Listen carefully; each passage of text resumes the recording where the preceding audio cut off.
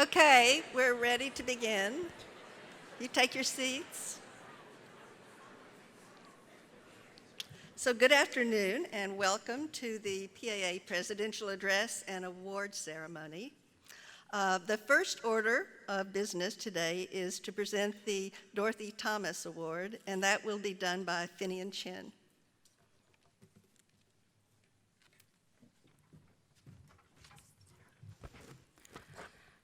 Dorothy S. Thomas Award is presented annually for the best graduate student paper on the interrelationships among social, economic, and demographic variables. First, I would like to extend a big thank you to the hardworking committee members. They are Jason Fletcher from University of Wisconsin, Tara McKinnish from University of Colorado, Coulter Mitchell from University of Michigan, Jeffrey Passo from Pew Research Center, Leah Van Way from Brown University, and Catherine Young from Emory University. This year's winning paper is about how people in sub-Saharan Africa adapt their sexual behavior in response to their perception about the risk of contracting HIV. Using an experiment that randomized the provision of information about HIV transmission risks to people in Malawi, the study shows that the risk-seeking or fatalistic responses can be rational.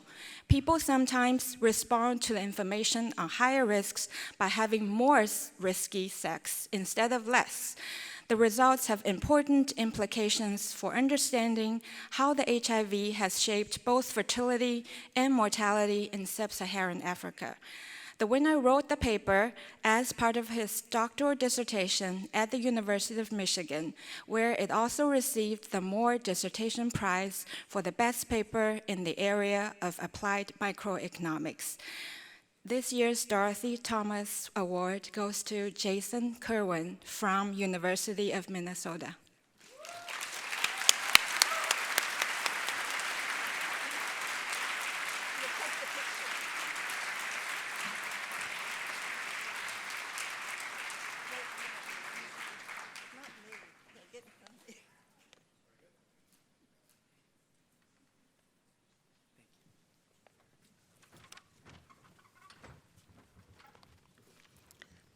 So the next award is the Clifford Clogg Award, and this will be presented by Scott Lynch.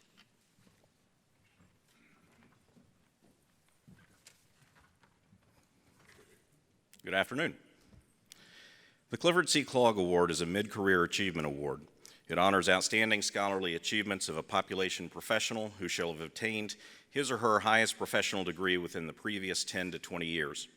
The award is sponsored by PAA and by the Population Research Institute of Pennsylvania State University, and it commemorates the creative contributions of Clifford C. Clogg to the field of quantitative methods and labor force demography.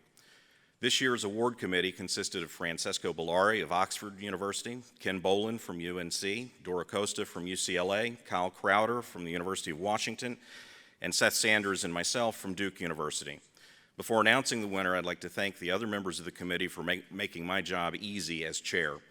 Despite the fact that we received a number of very strong nominations this year, it was relatively easy and painless to come up with a winner. This year's winner is a professor of sociology and demography and is currently the director of the Population Research Institute at Penn State. She has published more than 50 articles, more than a dozen or so book chapters, and an edited book, with roughly 20% of her articles published in our journal, Demography. So it is perhaps no surprise that she is also an incoming co-editor of the journal. I think this is good news because it may free up some space for the rest of us to publish in it. Her work has been cited more than 2,000 times, and she has been PI or co-investigator on 14 grants from the NIH, the NSF, and other agencies.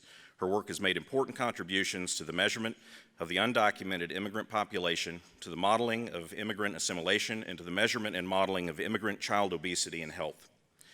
In addition to her outstanding research record, she is also engaged in considerable, important service to the profession and to PAA. For example, she has been a member of the PAA Board of Directors, and she has served on the Census Advisory Committee of Professional Organizations for PAA. In short, her record is outstanding, and we could spend the rest of this presidential session talking about it, but I was warned not to. So, please join me in congratulating Jennifer Van Hook, this year's winner of the Clifford Clogg Award.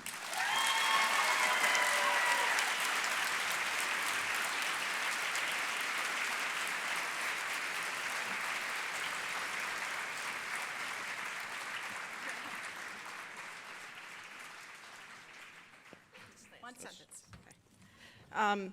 Thank you so much. And I want to thank my students and colleagues that I've worked with over the years, and especially my Penn State colleagues and students who led the effort to nominate me, including Michelle Frisco, Gordon DeYoung, John Iceland, Claire Altman, and Molly Dondero. Thanks.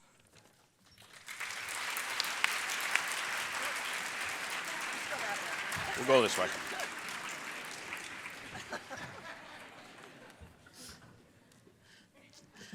All right, next we have the Mendel Sheps Award, and this will be presented by Hans-Peter Kohler.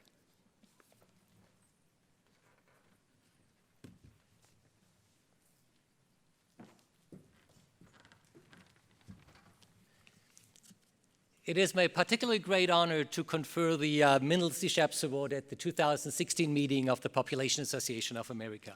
This award, sponsored jointly by the PAA and the University of North Carolina Chapel Hill School of Public Health, is given biannually to honor outstanding contributions to mathematical demography, demographic methodology, and modeling analysis of population data.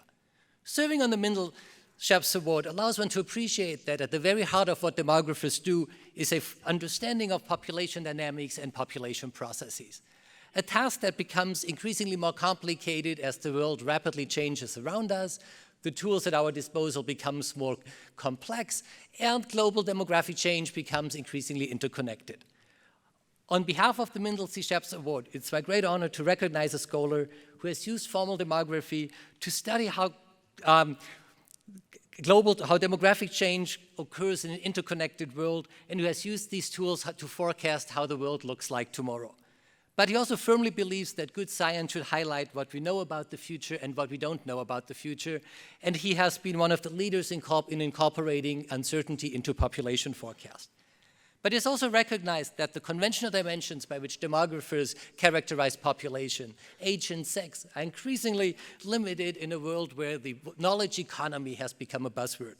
So he has reached out and to keep demography relevant in this knowledge-dominated world. He has developed methods to study population by age, sex, and human capital, and has developed tools to study the global population and national populations in these dimensions. And if this were not enough in merit, a remarkable accomplishment of this year's awardee has been his ability to publish formal demographic research in some of the leading general science journals, making sure that the power of the demographic toolkit is not only appreciated by attendees of this conference, but by global decision makers and scholars around the world. Please join me in congratulating the winners of the 2016 Mendel Sheps Award, Wolfgang Lutz.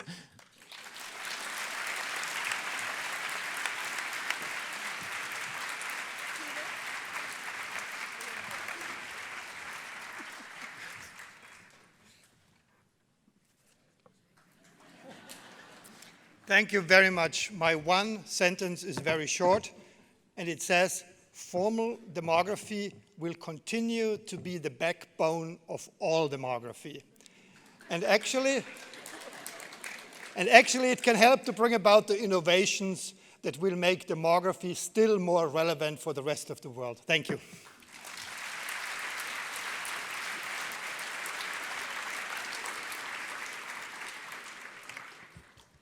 The next award is for the Early Achievement Award, and this is presented by Jason Boardman.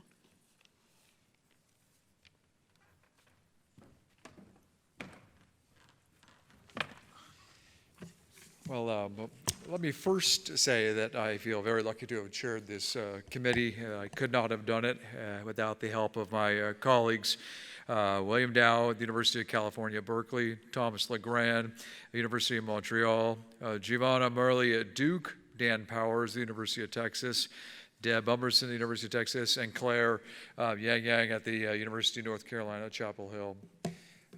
This award was created in 2012 to recognize the career of a promising scholar who has made distinguished contributions to population research during the first 10 years after receipt of their PhD. We received nominations from, I can't even stress this enough, a remarkable group of young scholars. Collectively, these nominees had CVs, reputations, and letters of support that are among the very best that our group had ever seen. It was not by any means an easy decision to make, and the collective energy and praise for these nominees was literally mind-blowing. And our committee was very grateful to everybody in this room who helped contribute to those letters, who took the time to write those letters of support for these nominees. Despite this incredible group of nominees, there were two individuals that stood out to our group of reviewers that were uniquely well-suited for this award. They both had made unusually strong contributions and regular contributions to population research. Both individuals have published research that literally changes the way we consider some of the basic tenets of demographic inquiry. They both had hyperbole, I can't stress this enough, riddled letters of support from the very best demographers in this room. And our committee was stuck. We had to make a decision which of these two was the most deserving of this award. And here's all these bright minds. How do we rank it? And then someone in our group, I'll leave that person as anonymous, says, hey, what if we just gave the award to both of them? At which point we all slapped our heads, and I'd have said, of course. But please understand that this was not a decision based on our indecision, but rather a clear and deliberate decision to recognize two outstanding PAA members who are equally deserving of the 2016 Early Career Award. The two recipients are Jenna Nobles of the University of Wisconsin and Aaliyah Saperstein at Stanford University.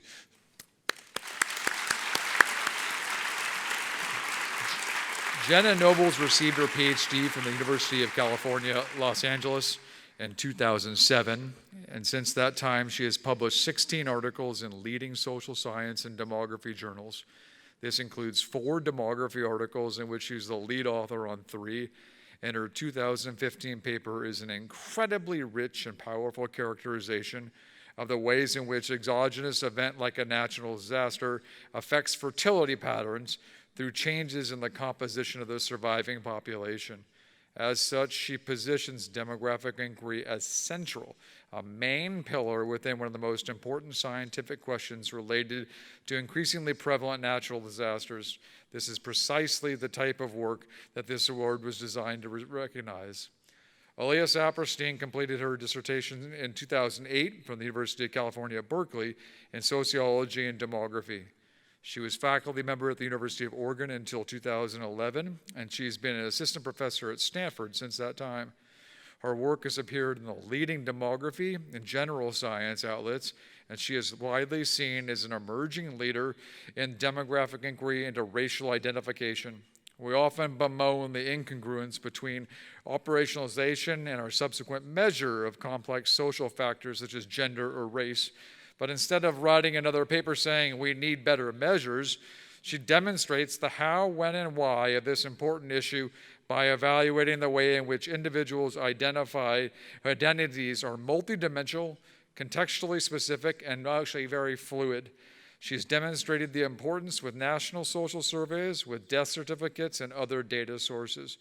The take-home standard messages, the check-this-box approach, it doesn't work. It may not have ever worked, but in particular in this context right now, it doesn't work for capturing the complexity with which people see themselves and how this affects our general estimates of demographic processes. And with that, I want to present both of these awards to Jenna Nobles and to Aaliyah Saperstein.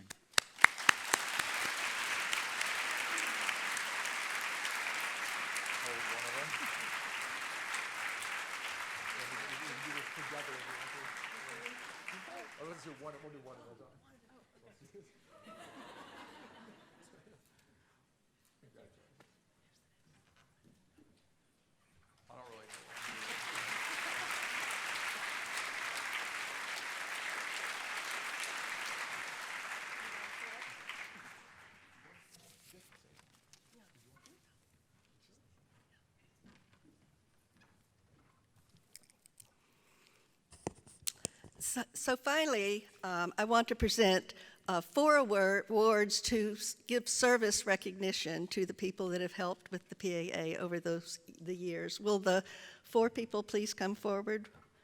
Millicent, Phil, Herman, and Irene. I'll read this. For many years, just come forward while I'm reading. For many years, the PAA annual meeting has had the support of many dedicated volunteers from our community. Earlier this year, the Board of Directors approved statements of appreciation for 4 people who have helped the PAA annual meeting and office run smoothly. It is my pleasure to introduce them to you. Millicent Minnick has helped with registration and poster sessions for the last 15 years. Her work has helped PAA become more efficient and provided a more enjoyable experience for attendees. Phil Devon has helped PAA with its data for 16 years, providing assistance with on-site data management and programming the in-house membership database. Last but not least, Herman Rodriguez and Irene Rodriguez designed and implemented the much-loved Pampa conference software. When they decided to retire, the PAA board was bereft, as Herman and Irene were an integral part of the annual meeting for 12 years. On behalf of the PAA Board of Directors, please join me in thanking these wonderful volunteers for their time and dedication to PAA.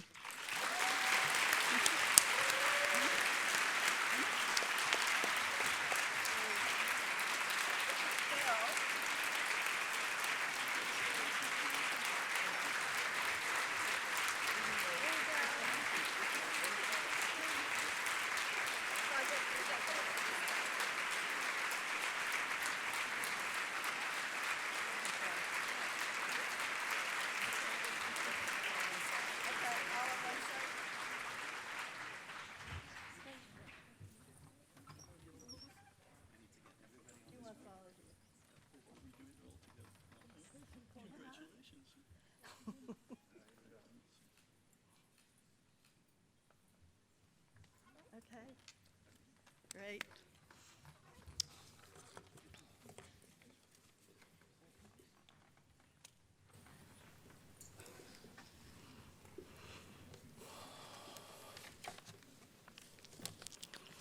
And now, I'm very proud to introduce to you today the 2016 PAA President, Judith Seltzer.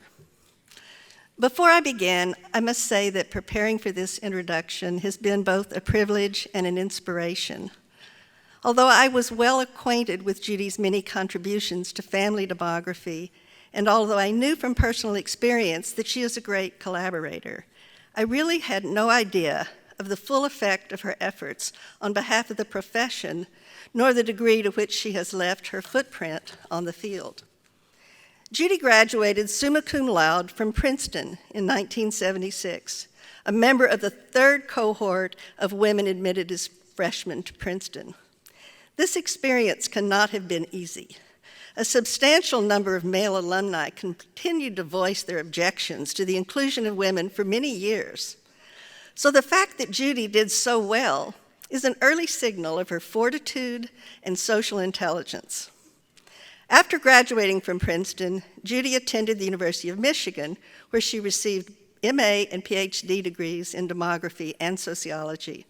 She then spent 2 years as a postdoc at Johns Hopkins and 1 year at Wisconsin, before taking a job as assistant professor of sociology at Wisconsin. For the next 14 years, she played an active role at the Wisconsin Population Center and the Institute for Research on Poverty, being promoted to associate professor in 1990 and full professor in 1994. 4 years later, she moved to UCLA, where she has been professor of sociology for the past 18 years. Judy's research focuses on how changes in family structure shape intergenerational relationships. Her early work focused on divorce and non-marital childbearing, and how these phenomena affected parents' relationships with young children, especially father-child relationships. At Wisconsin, she helped design the National Survey of Families and Households. She also worked with a team of researchers at the Institute for Research on Poverty to examine and redesign the Wisconsin child support system. These two projects led to numerous papers on child support obligations, property settlements, non-resident fathers' involvement, and ultimately a co-edited book, Fathers Under Fire, The Revolution in Child Support Reform. Commenting on her 1994 review paper on the consequences of marital dissolution for children, a colleague wrote, "I read this paper when I was in graduate school, and I still discuss it in my graduate seminar today. The article had a huge influence on me. It was notable for its equanimity and nuances in the midst of so much writing on either side of the culture wars. It durably influenced my research interests, centering them on the study of family change and child well-being." After moving to UCLA, Judy continued working on the impact of family change.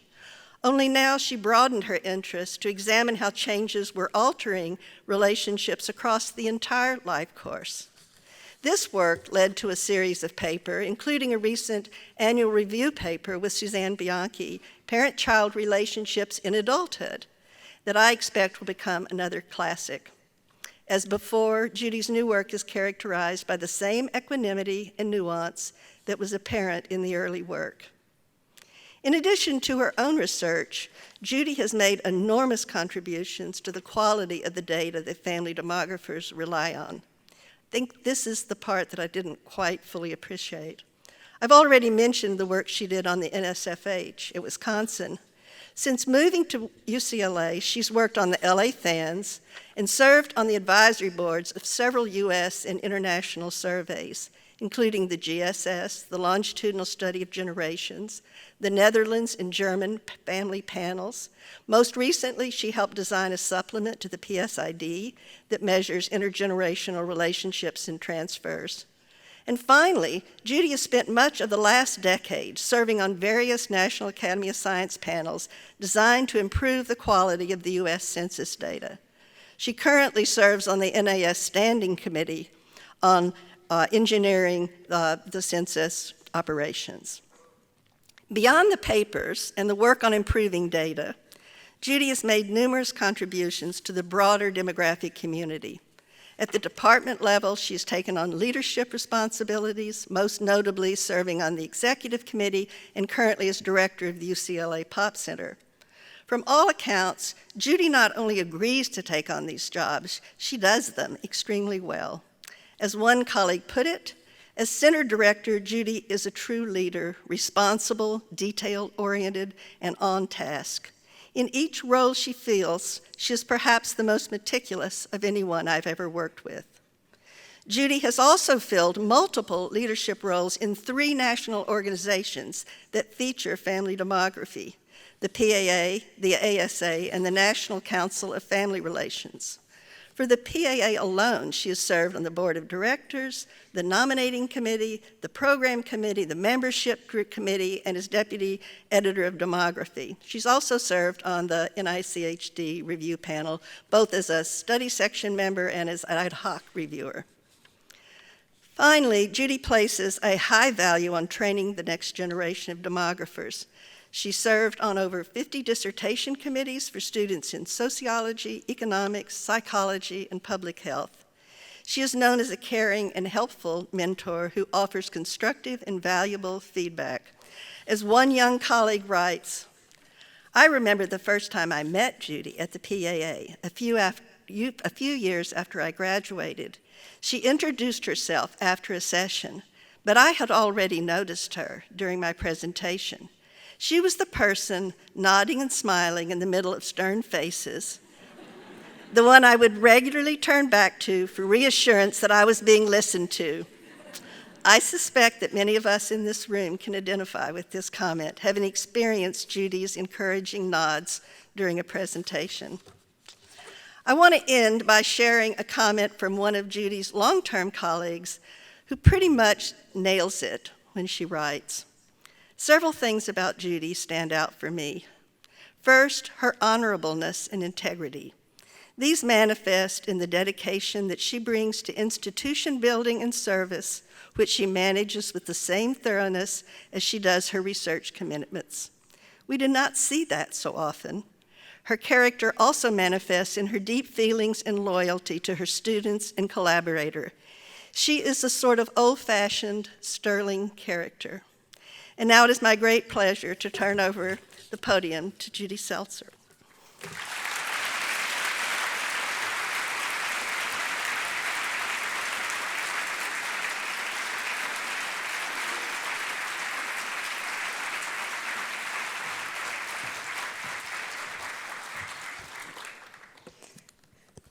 Thanks, everybody, and thanks especially Sara. I hope I can live up to this.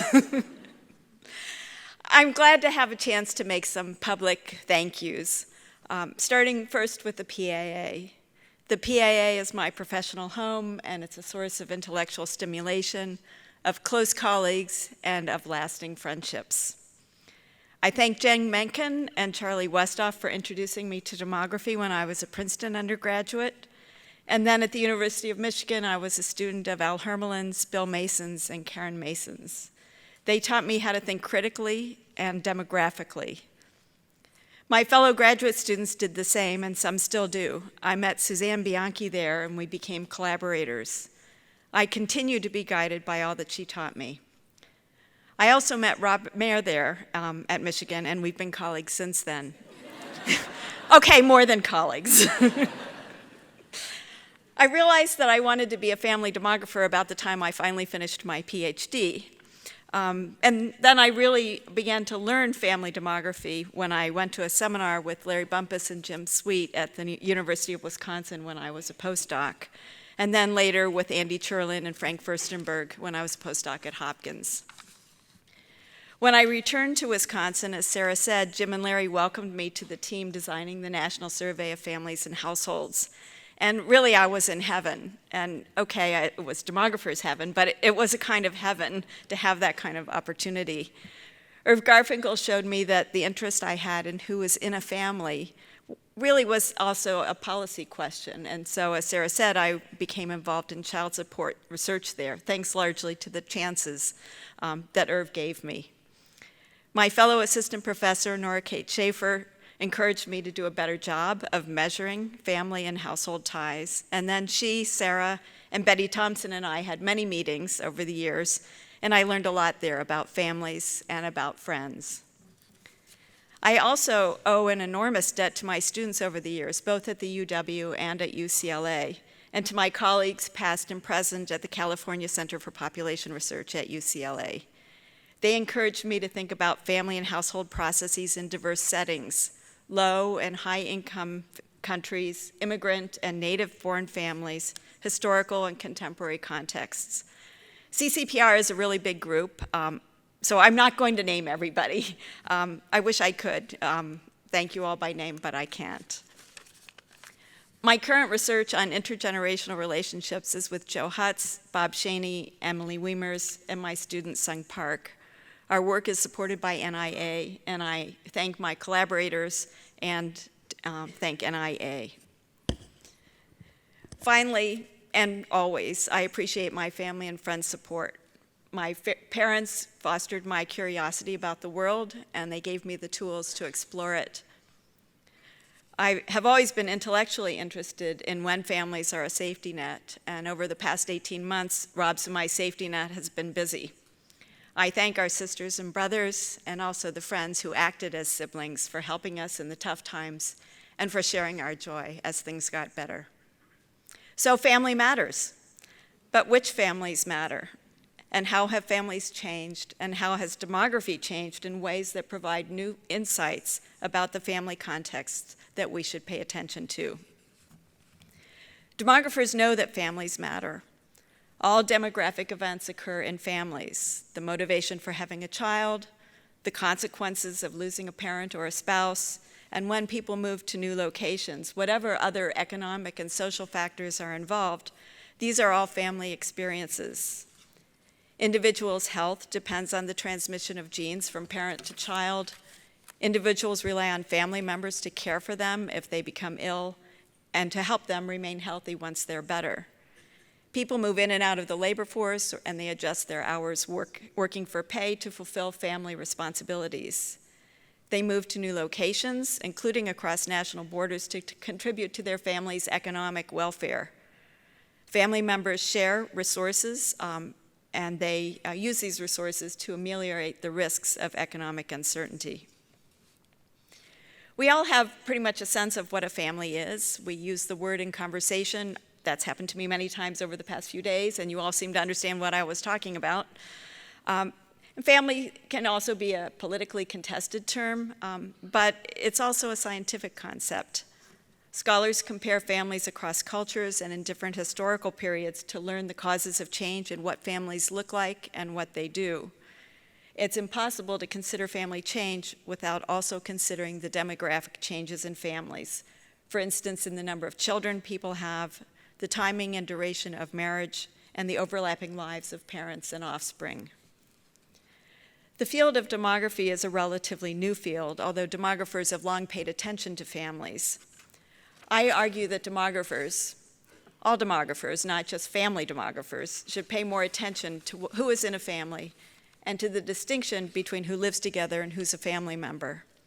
To improve knowledge about what families do, we should study both behaviors and attitudes, feelings and preferences.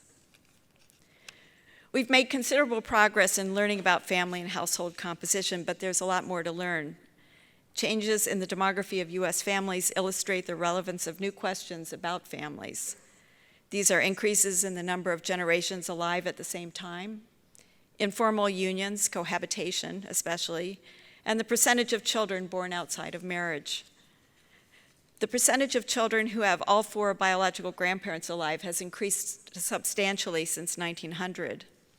Only 6% of 10-year-olds then had all of their grandparents, but by the year 2000, almost 40% had all four biological grandparents. Individuals have more living vertical ties. More 3- and 4-generation families are alive now than ever before due to improvements in life expectancy. Changes in couple relationships also motivate new questions about who's in a family. Cohabitation has increased dramatically since the late 1970s. In 1977, there were less than 1 million cohabiting couples in the United States, and now there are over 8 million.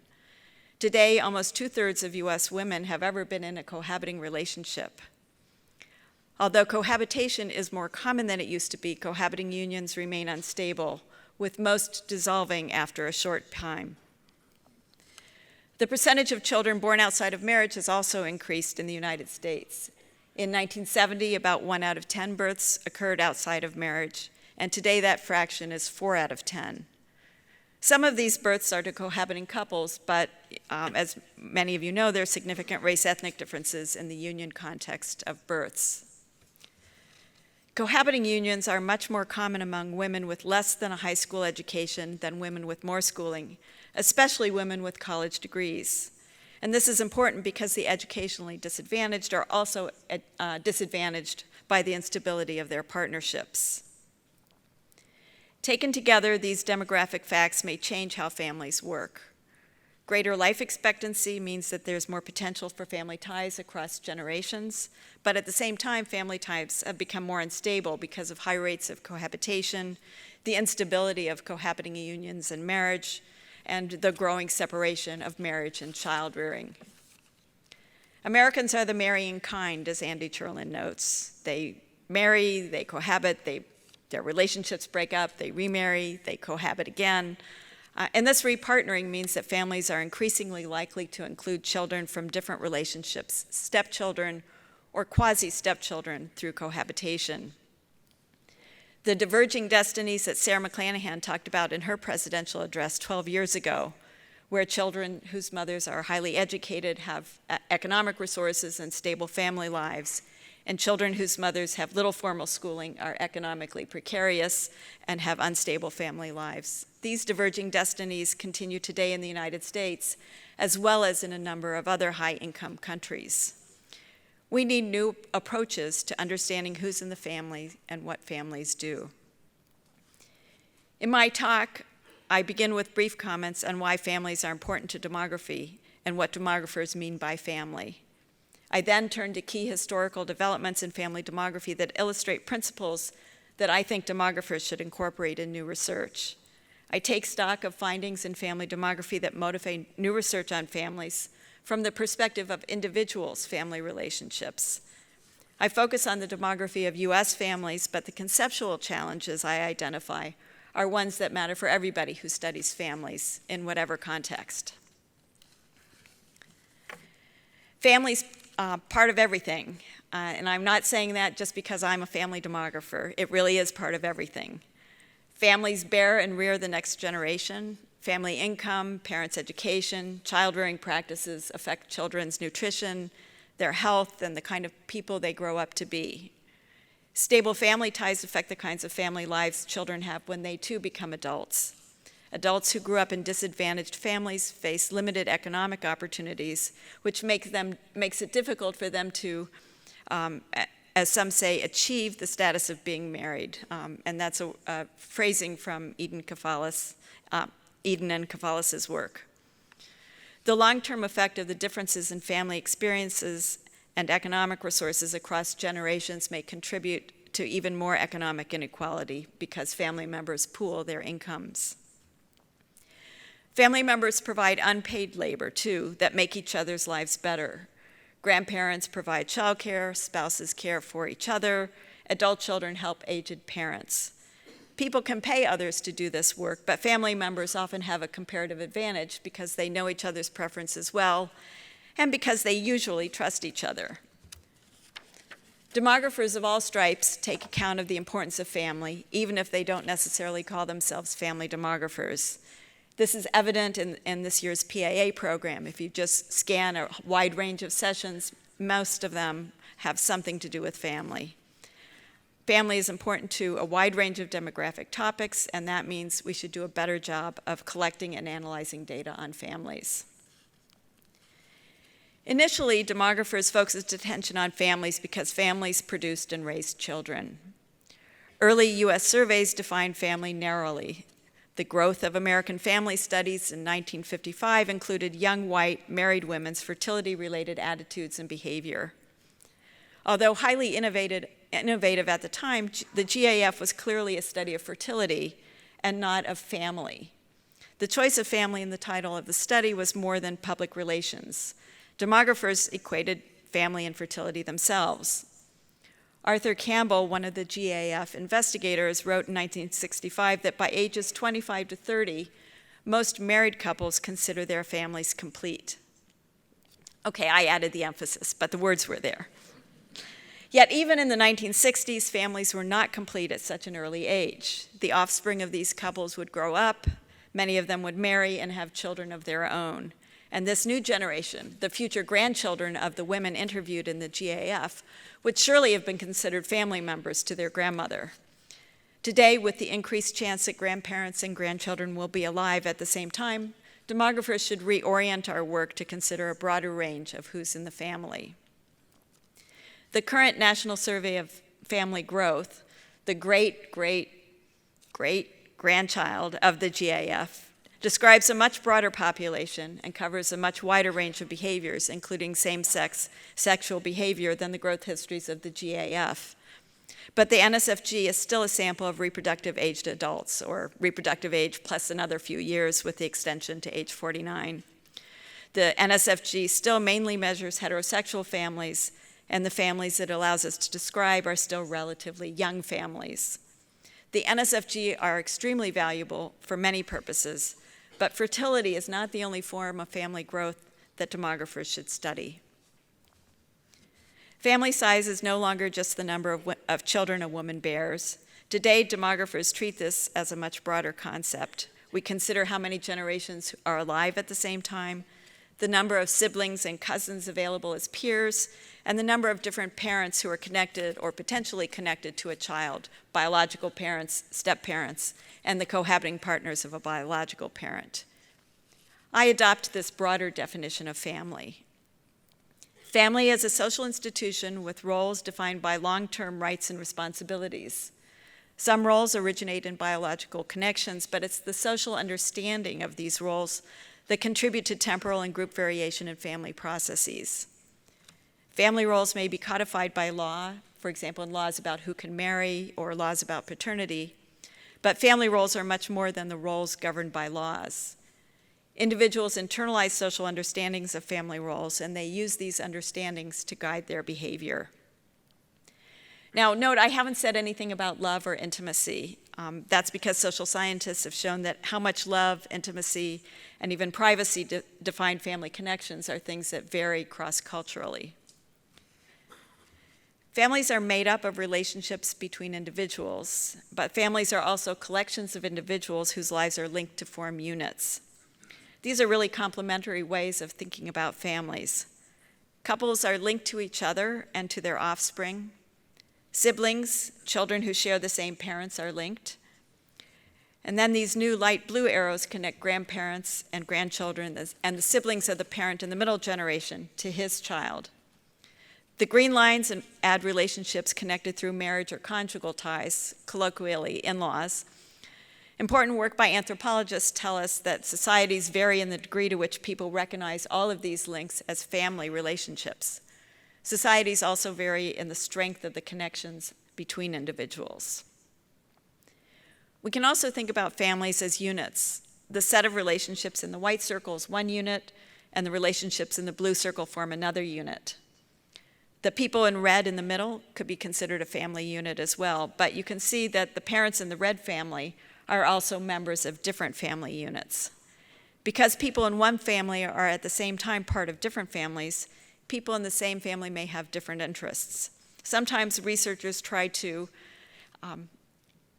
in my text I say marry, and now I realize that might not fit so well here, but they marry the family as relationships approach to family as unit approaches by treating family as a network of relationships and using information about the network boundaries to outline the boundaries of the family unit. But this doesn't really get us around the problem that people in the same family have different family relationships that sometimes put them at odds with each other. I argue that to better understand family relationships, to better understand families, demographers should focus on individuals' family relationships. By focusing on individuals' relationships, we learn more about households or living arrangements. By studying individuals' family experiences, we can better incorporate the ambiguities in real life about who's in a family and who lives in a household. We can learn more then about what families do and what helps or hinders them when we explicitly consider the ambiguity. I'm going to show a highly selective timeline of developments in family demography, and in particular, I ignore the significant work in historical demography and emphasize developments in the United States, but these developments are instructive nonetheless. Family has always been part of demography, going back to Thomas Malthus in 1798. Malthus refers to expectations about supporting a family as one of the checks on fertility. Family demography is much newer than 1798, though. It finally came on the scene organizationally in 1961, although some population researchers were certainly doing family demography before the 1960s. But 1961 was the first time the IUSSP and the PAA included a special session on families and households at the international conference held in New York that year. Since then, theoretical, data, and methodological innovations have improved our understanding of families and households. These innovations also illustrate principles demographers would do well to adopt in new research on families. Economic theories of family behavior influence the work of family scholars in all fields and not just in economics. In the early 1970s, Theodore W. Schultz organized 2 conferences on the new home economics. The new home economics applies economic principles of production, consumption, supply, and demand to family behaviors. Family members make decisions about how to allocate these resources, and these resources can include things like time and money, which are sometimes substitutes and sometimes complements. Families and households are both producers and consumers. These conferences had wide-reaching effects for 3 reasons. First, the participants addressed a broad set of topics: marriage, fertility, investments in children, the value of time, and household decision-making. Second, the conferences involved sociologists and demographers as well as economists. And third, the empirical orientation of the papers at the conferences fostered closer connections between economists and researchers in other disciplines. Since the Schultz Conference, published a treatise on the family, which consolidated theoretical understandings of how families operate within and between generations. These theoretical advances in economics continue to evolve in ways that have helped us understand families better, and especially the unpaid work that family members, mainly women, do. From the disciplines of sociology, human development, and developmental psychology, family demographers learn to consider interactions between what happens in individuals' lives when these people are linked by family ties. In 1974, Glenn Elder published Children of the Great Depression, a major step in his articulation of the importance of the interaction of age and historical period. Now, demographers were already well aware of age, period, and cohort effects, but work by Elder and his colleagues brought these ideas to the study of the linked lives of family members. Psychological and social observations combined with longitudinal data on individuals and their families points to the importance of considering early life conditions and individuals' attitudes as well as their behavior.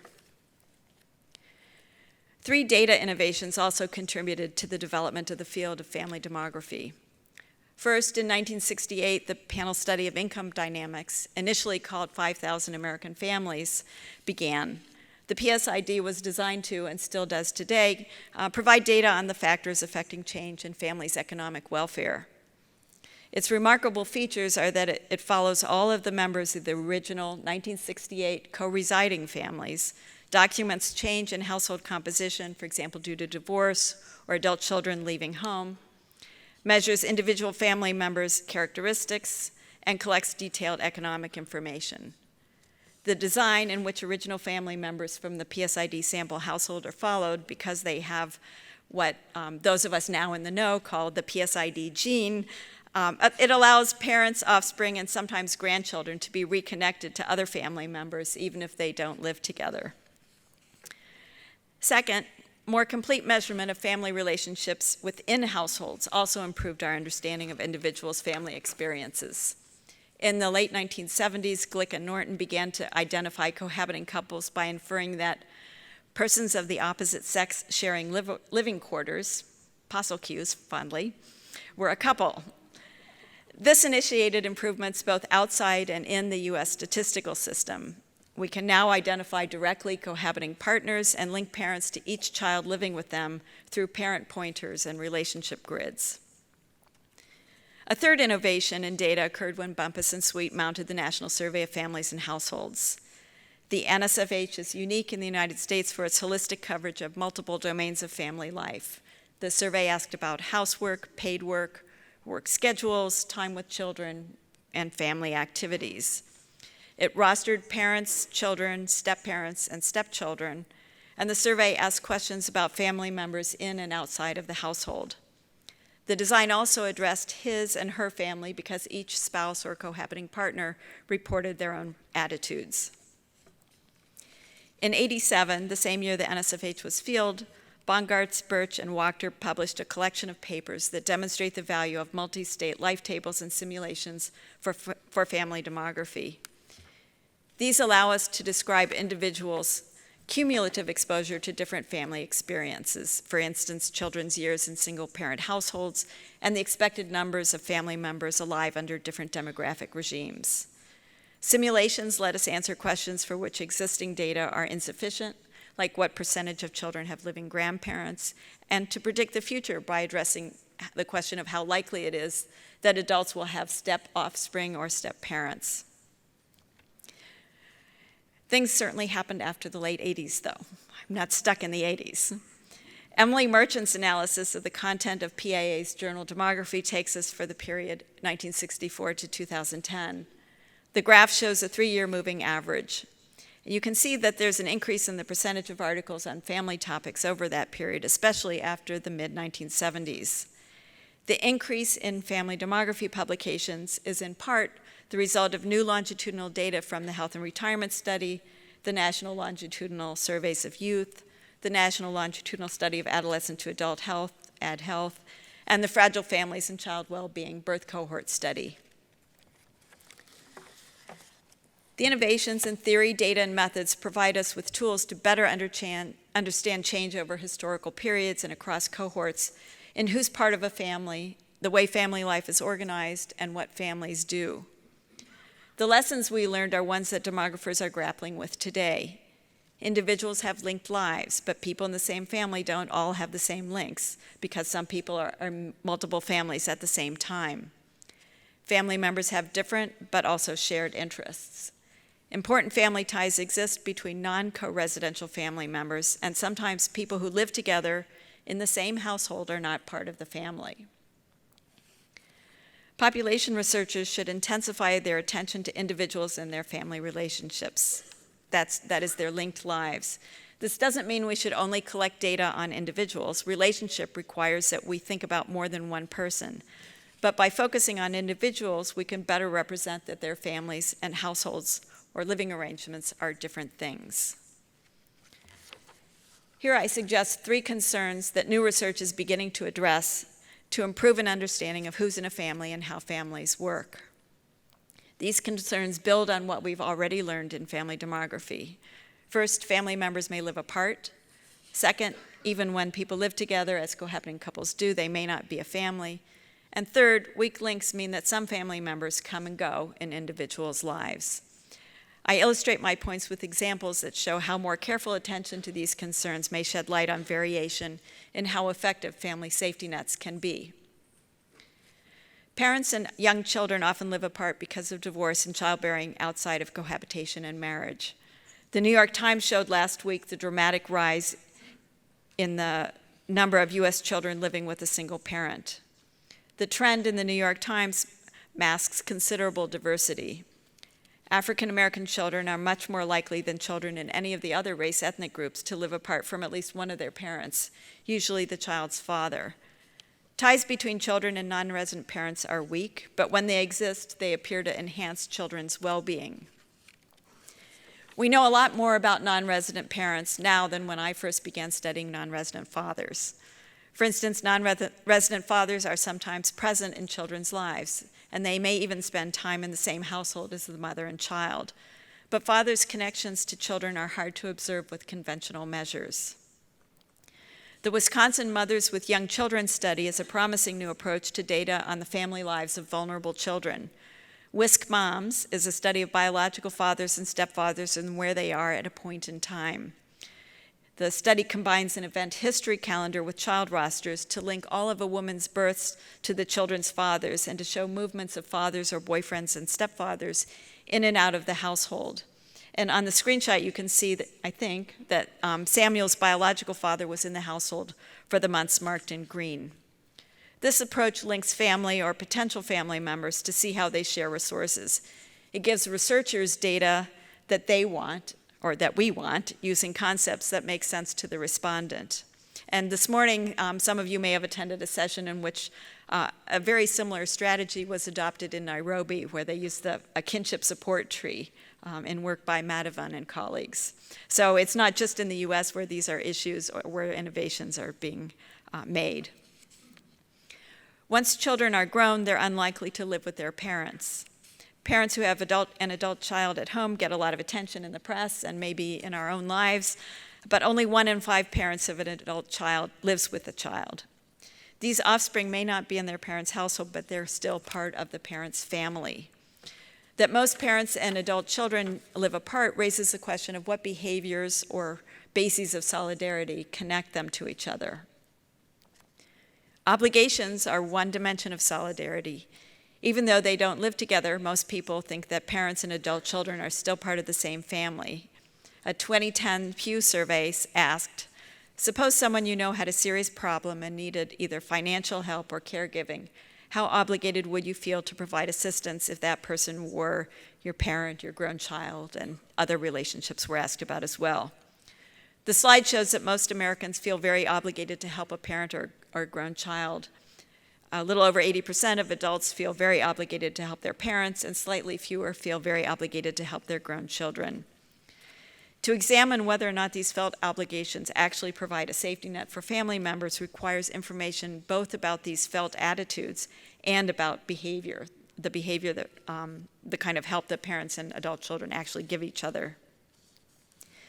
The AdHealth Parent Study, now in the field, will let us study the connection between transfers of time and money on the one hand and parents' feelings about who they can count on and who counts on them on the other. Because the design includes parents, spouse partners, and siblings, some of whom are step and half-siblings, the AdHealth Parent Study will provide new opportunities to study individuals' linked lives across relationship domains and across households. The study does this in the context of the multi-wave panel observations of the National Longitudinal Study of Adolescent to Adult Health, which many of you probably already know won the Golden Goose Award just the other day. The rich data on individuals' health, education, work, and family relationships will show the effects of family ties on a range of outcomes from adolescence to middle age. A lot of PAA papers over the years have made the point that cohabiting couples are part of the family. These papers note that about 40% of cohabiting couples live with a child, and about half of these households are biological parents and children, and the other half are looking more like stepfamilies with children from previous relationships. But parents and children may disagree because they have different points of view about the cohabiting relationship. Brown and Manning found considerable disagreement in mothers and teens reports about whether or not their mother was living with a partner. My colleague Megan Sweeney shows that this isn't because teenagers are totally oblivious to who's in the household. You might think that sometimes, but they're not. Instead, teens sometimes refer to their mother's partner as a non-relative or as a stepfather. The terminology people use to describe cohabitors may signal their feelings about the person, that is, whether or not they see the person as part of their family. Let's turn it around now and consider parents whose grown child is cohabiting and ask if the cohabiting partner of the grown child is part of the parent's family. Americans think it is more appropriate to support adult children who are married than those who are cohabiting. The slide shows responses to a vignette about whether or not a mother and adult child should share a home if one of them were to become homeless. We varied the offspring's union status. About 30% of respondents said it would be a good idea for the mother and married offspring to move in together, compared to only 17% if the offspring were cohabiting instead of married. This suggests that cohabiting partners may not be viewed as in the family to the same extent as spouses are. Parents may not think of their offspring's cohabiting partner as a family member because cohabiting relationships are usually short-lived. Ties between step-parents and children are weaker than those between biological parents and children. Step-family ties may also be short-lived because they often break down if the marriage that brings the step-parent or child into the family ends. Adults in the United States feel greater obligation to their biological parents and children than to their step-parents and children, but obligations to any parent or child are considerably higher than to non-family members, even to best friends, the bar in red. Behavioral data are consistent with these attitudes. Step-parents and children are less likely to live together or near each other later in life. Step-children are less likely to provide care to aging step-parents. Step-parents and children may be less connected to the family because their roles in the family are poorly defined or because they face competing demands from biological family members for whom they have responsibilities. However, in my work with Yahiran and Bianchi, we find that the looser connections between step-parents and children occur even if the step-parent entered the family after the death of the biological parent. So in that case, there wouldn't be competing demands from the biological parent. Loose links between step-parents and children are important for two reasons. First, simulation findings and observational data point to increases in step-families in the future. And second, step-family ties are more common among disadvantaged people. Data on persons in their mid-50s show that those with no more than a high school education are more likely to have step-parents than those with a college degree. Evidence on young families also shows this educational differential in the prevalence of step-families. Unfortunately, those with the least education are more likely to need family assistance because of their high rates of unemployment and health problems, and these problems also further contribute to looser family ties. We know a lot about changed families from the progress demographers have made. We have new questions and hard problems to solve. Here I identify 3 areas in which family demographers have made progress, but where there's more to do. studies of the long-term effects of early family experiences, simulations that let us look at the future, and resource sharing among family members who live apart. To examine the long reach of individuals' early family experiences on well-being later in life places very large demands on data. We must be patient as panel designs mature. The design of the PSID, which follows everyone from the original PSID households, combined with the survey's longevity, mean we can learn about how family ties across multiple generations affect individuals' life chances. Links between administrative and survey data also extend family histories beyond what's possible for most surveys. Rob Warren is linking the 1940 census to 5 major U.S. aging surveys to study the effects of early family characteristics on later life outcomes. These are characteristics of co-resident family members, but the design is still a big step forward in learning much more about the long reach of early family experiences. Change in the U.S. population due to immigration means that the 1940 census survey matches won't be representative of the U.S. population today. Understanding cultural and economic constraints on how families work requires attention to variation in the experience of all U.S. families, not just those who began life in the U.S. Similarly, increases in step-family relationships mean that the PSID rules that follow biological but not step-offspring limit the extent to which the PSID can address these increasingly common family ties. The roster and transfer module that we designed for the PSID adds these relationships back into the family for a point in time. Tomorrow in our poster, and I don't want to preempt the poster, we will show that demographers will know more about how families operate and what the strains that they experience when we expand the coverage of who might be in the family. We can address some questions by exploiting the demographer's toolkit to simulate the existence of different types of family relationships, including step-family ties connected by formal marriage and those connected only by cohabitation. Efforts to exploit this method are underway in projects sponsored by the MacArthur Foundation. The simulations can draw on a variety of data sources, information about births, deaths, unions, and the dissolution of these relationships. So it's nice that we had an award today about formal demography to kind of come back to some of the tools that we could make more of. The demographic skeleton produced by simulations is not enough, though. We should go beyond the bare bones to incorporate assumptions about obligations and behavior.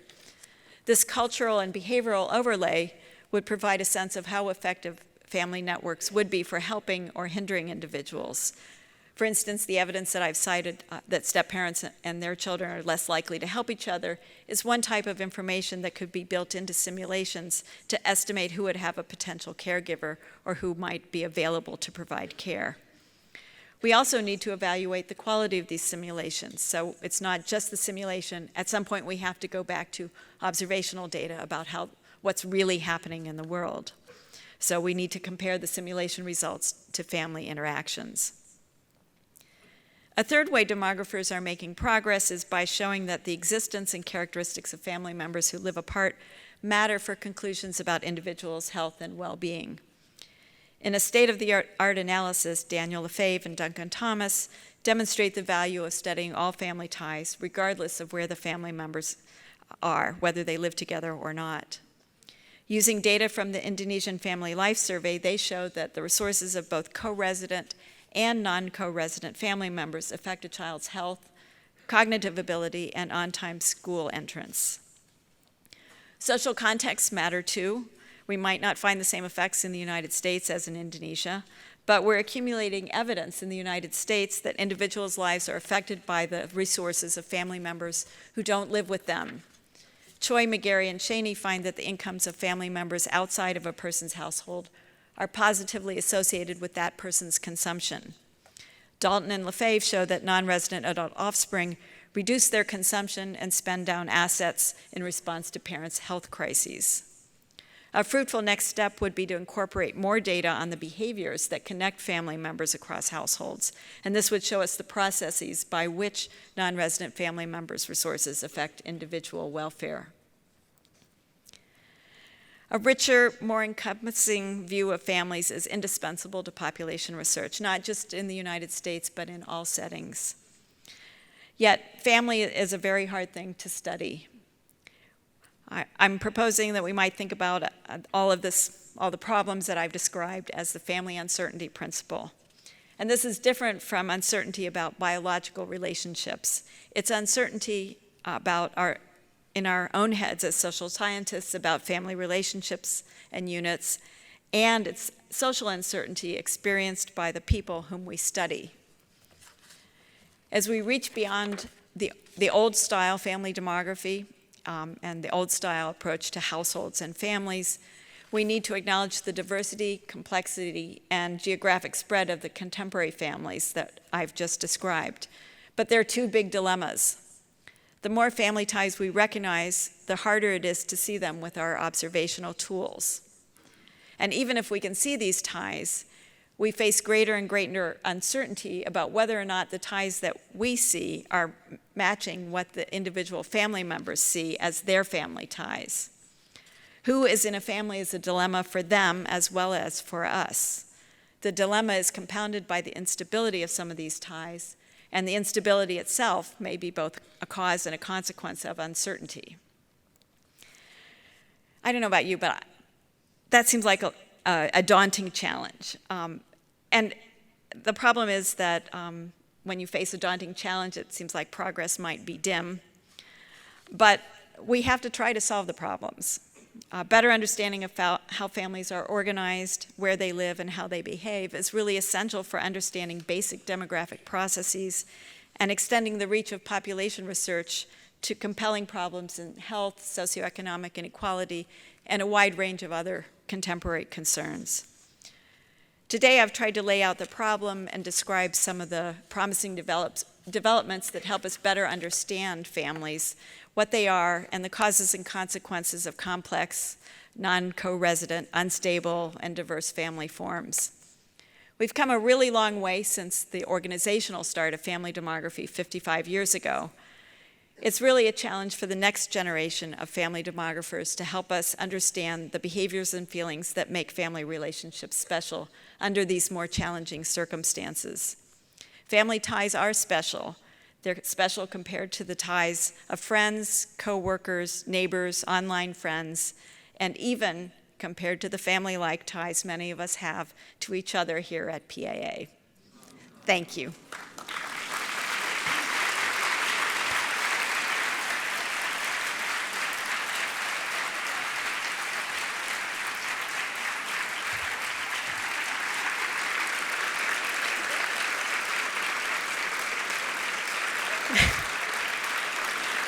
Thank you.